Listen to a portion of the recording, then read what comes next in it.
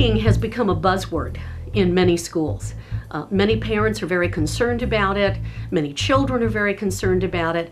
But what really is bullying? I prefer to refer to behaviors as aggression. We have mild aggression, where someone's just in a bad mood and they may say or do something mildly aggressive to another student, but it's not directed. There is moderate aggression, where it is more directed at the student and it becomes repetitive, and that can be anything from cyberbullying to repeated name calling, repeated directive exclusion. It can be some physical stuff. And then we have the severe aggression, and that's where someone is really at risk of being harmed. That really falls under district policies.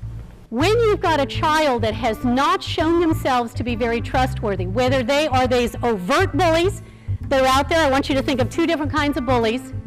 One kind of bully are those kids like, how does a cat act if they're scared at something that's coming in front of them? You know, they puff up and those are your overt bullies that are just right out there with what they're doing. But you've got another kind of bully, about half of them, that are these covert bullies that do everything under the radar, okay?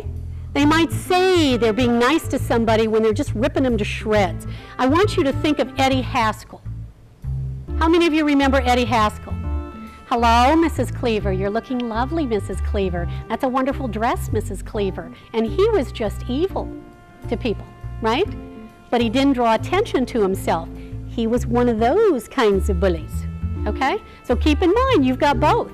And these kinds of bullies love to get the overt kids in trouble. They love to harass them to the point where they explode. The reason why I like to break it down into different forms of aggression is that with mild aggression, the biggest gift you can give to your kids is to teach them to problem solve. Talk about what kind of a problem it really is. What ideas does your child have for solving the problem? And then help your child talk about the pros and cons of solving that problem in the ways that they've discussed. Maybe add a few of your own. Let your child decide which one they're going to try, and then follow up with your child to see how it went. When we're talking about severe aggression, when your child is being harmed, that's when you really need to get in touch with the school district or with the police, and you need to continue to work on that issue until you're sure your child is safe. With the moderate aggression, that really responds well to consequences, whether it's consequences at home or it's consequences at school.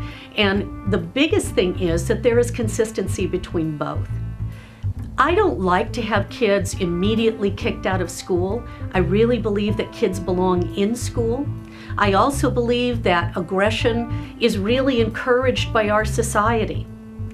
The video games our kids play, the TV shows they watch, the reality shows that they watch that really encourage inappropriate and aggressive behavior.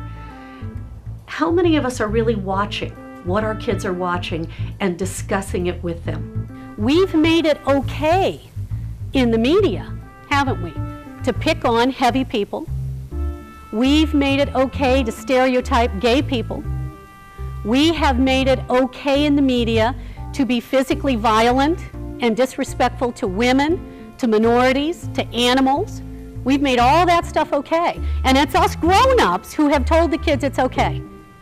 So what we have to do to start reversing this is by focusing on compassion. How do I apply compassion when I'm feeling really awful about what somebody has said to me? And so a very specific way that kids can apply compassion to themselves and begin to apply compassion to someone else, okay? Because folks, they're not learning it anywhere else. And by having compassion, we have a lot more respect for teachers, for administrators, for the rules, okay? By learning that compassion, we're able then to put into structure some of the things we know we need to do. And we do it willingly because we have compassion for the teacher, we have compassion for the principal, we have compassion for everyone.